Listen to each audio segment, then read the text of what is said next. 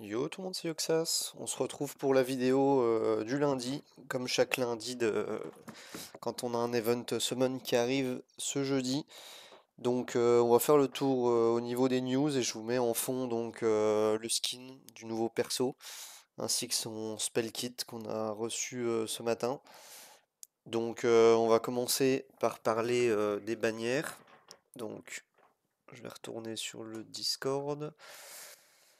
Donc, premièrement, donc ce jeudi, donc on sera le jeudi 17, si je dis pas de bêtises, ouais c'est ça. Jeudi 17, événement d'invocation, et beaucoup l'attendaient, maintenant c'est confirmé, on en est sûr, c'est une invocation 1+1. Donc pour chaque légendaire que vous allez pull, vous allez recevoir un légendaire bonus. Donc voilà un event qu'on aime tous hein, finalement. On a très très rapidement 4 héros légendaires. Donc c'est tant mieux. Pour les nouveaux joueurs, c'est pareil, foncez sur cette bannière. Elle va être fort intéressante. Vous pouvez avoir tout à fait pour répondre aux questions 2 LD, un seul LD. Vous pouvez avoir d'abord un LD, ensuite vous allez proc le bonus lège et vous avez un RGB. Ou inversement, tous les cas de figure sont possibles, mais vous aurez de toute façon 4 héros légendaires au bout de 2 pity, donc 200 pierres grand maximum. Cette bannière ne fonctionne que sur 2 légendaires aussi. Je sais que beaucoup me posent la question de me dire mon troisième perso légendaire, j'ai pas eu de deuxième perso en +1. Non, ça fonctionne que pour les 2 premiers légendaires seulement. Donc c'était important de le repréciser. On aura du coup également un nouveau héros, donc Ajax, que je vous montre ici en fond pour la vidéo. Donc ça va être une sorte de clown, hein. On va voir son kit un peu après. Et donc ce même perso va arriver dans la bannière limitée en héros vedette. Donc si vous êtes à 2 sur 2, que vous avez 5000 poussières, forcément vous tomberez Ajax. Pas de suspense là-dessus. Donc justement Ajax sera donc un héros bois. Et dans cette bannière limitée, on a comme toujours un héros bois, un héros feu, un héros eau. Donc le héros feu sera Arlo et le héros eau, pardon, sera Kayson. Vous pouvez également dans cette bannière obtenir des légendaires LD. Comme toujours, le taux est même un peu plus intéressant dans la bannière Dust. Mais donc voilà, donc ça sera Ajax, un héros bois. Ce héros bois sera un héros de contrôle et fera partie de la faction Visiteur par la mer. Je crois que c'est ça en français. On va revoir d'ailleurs, j'ai le jeu d'ouvert. Il sera dans cette faction-là, Arrivé par la mer, pardon. Donc voilà, pour le nouveau héros, je vais vous le remettre en fond. Le voilà. Donc, et ensuite on aura également une nouvelle saison de 3v3, donc qui commence à partir du 21, si je dis pas de bêtises, du 15, pardon, du 21, je sais plus. Non, du 21, du lundi 21 octobre, le 15 c'est demain. Donc voilà, la nouvelle saison et qui se terminera le 15 effectivement, mais décembre. Donc ça sera la période de 3v3. Donc on va passer au kit du héros, ce qui intéresse le plus de monde, je pense. Donc pour ce héros, on a un passif. Alors le passif qui est un peu traduit différemment, parce que c'est une nouvelle mécanique. Donc ça va être une brume qui va entourer Ajax. Alors une brume, je l'ai lu, j'en ai parlé avec d'autres joueurs, la brume n'est pas une furtivité. C'est-à-dire que cette brume qui va entourer Ajax, et uniquement Ajax, pas le reste de l'équipe, va l'empêcher de recevoir donc les sorts de bonus attaque. Par exemple un Guan Yu qui follow en début de combat une Will-C ou un Dark Oracle ou je ne sais quoi d'autre, ne pourra pas cibler Ajax. Et pareil pour les contre-attaques, on va pouvoir avec Ajax taper sur des héros qui ne contre-attaqueront pas, comme Oderic par exemple, ne va pas contre-attaquer, Adeline, etc. Ces héros-là ne vont pas contre-attaquer grâce à la brume d'Ajax. En revanche, pourquoi je précise que c'est pas une furtivité, c'est parce que ce n'est pas précisé qu'Ajax ne sera pas ciblable. un héros furtif n'est pas ciblable, ce qui est le cas de Jacob notamment. C'est compliqué de cibler un Jacob, il faut d'abord faire une AOE.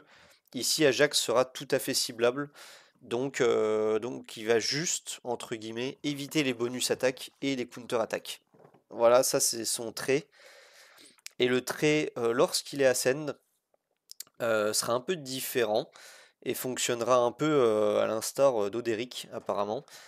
C'est que tant que la brume sera effective, donc la brume sera effective en début de combat les 2 premiers tours seulement, le perso va gagner de l'attaque en fonction de l'attaque de sa cible. Donc là, c'est là que c'est traduit un peu moyen, parce que quelle est la cible d'un passif qui brume Ajax, qui met de la brume autour d'Ajax, on ne sait pas. Mais du coup, la cible ennemie, apparemment, aurait un ratio d'attaque proportionnel qui serait de 150%. Donc là, c'est extrêmement flou. On ne sait pas vraiment ce que ça concerne, mais voilà. Apparemment, Ajax pourrait, une fois qu'il a son A5, certainement, ou son A2, j'imagine que c'est un A5 à nouveau, lorsqu'il a sa brume d'active, il va augmenter donc son attaque proportionnellement à probablement la personne qu'on va attaquer, j'imagine, jusqu'à la hauteur de 150% de l'attaque de la personne qu'on va attaquer, je suppose. Donc on verra si c'est ça. Et on va passer à son S1, qui est bien plus basique et bien plus simple à comprendre et bien traduit. C'est un S1 donc qui va infliger 110% de dégâts à un ennemi et retirer un effet négatif à ce même personnage, donc à Ajax. Donc malheureusement, on va pas pouvoir S1 quand on est stun, étant donné qu'on sera stun, donc on peut pas se retirer un stun, on peut pas se retirer un gel. Maintenant, on va pouvoir se retirer, pourquoi pas un silence, si on joue Ajax contre Ajax, vous allez voir un peu plus loin dans le kit qui peut silence. Et voilà, on va pouvoir se retirer quelques effets dans lesquels on a encore le droit de S1. Malheureusement, j'aurais plus préféré un S1 comme Yolanda Light, c'est-à-dire retire un effet négatif, mais à quelqu'un de l'équipe, et non juste à ce héros. Parce que finalement, il y a beaucoup d'effets de contrôle qu'on va pas pouvoir nous retirer nous, vu qu'on est contrôle et qu'on ne peut pas S1. Donc pourquoi pas, on va pouvoir se retirer donc des silences, des poisons, des no positive effects peut-être. Voilà, ce genre de sort. Donc pourquoi pas avoir maintenant le S1, et heureusement pour le perso et le sort le plus faible, hein, comme sur beaucoup d'autres persos. On va passer au S2, qui selon moi est probablement le sort le plus intéressant du kit du héros. Inflige 140% de dégâts à un ennemi. Et si cet ennemi donc est la cible du S2, donc ce qui va être le cas, vous allez déplacer l'ennemi donc en fin de fil. Donc un peu à l'effigie d'un Gorliash si je puis dire, vous allez mettre dernier dans la file, mais cette fois un perso que vous choisissez. Et ça, bah, je pense que c'est vraiment une très bonne mécanique de pouvoir cibler quelqu'un et de le définir en tant que dernier. Si Ajax a une speed assez décente, il va pouvoir donc mettre un héros dernier à jouer. Et également, petit passif rajouté toujours à ce S2, la personne que vous allez mettre dernier à jouer va recevoir une attaque de son allié ayant le plus d'attaques. Donc je m'explique, si par exemple vous décidez dans la team d'en face, il y a un Light Nicolas, vous décidez de le mettre dernier à jouer via le S2 de Ajax, et dans cette même team, il y a un Oderic par exemple, donc dans la team adverse, vous allez non seulement mettre Lightning dernier à jouer, et le Oderic va follow l'attaque de Ajax en faisant donc un S1 en join attack. Donc avec même un peu de chance, Oderic va poser le no positive effect sur Light Nicolas, et vous allez pouvoir à la fois le mettre dernier, no positive effect, et le tuer dans le même sort. Donc via le S2 de Ajax. Et enfin, le sort ultime, donc Panic Trap, qui infligera 150% de dégâts à tous les ennemis et appliquera silence à tous les ennemis.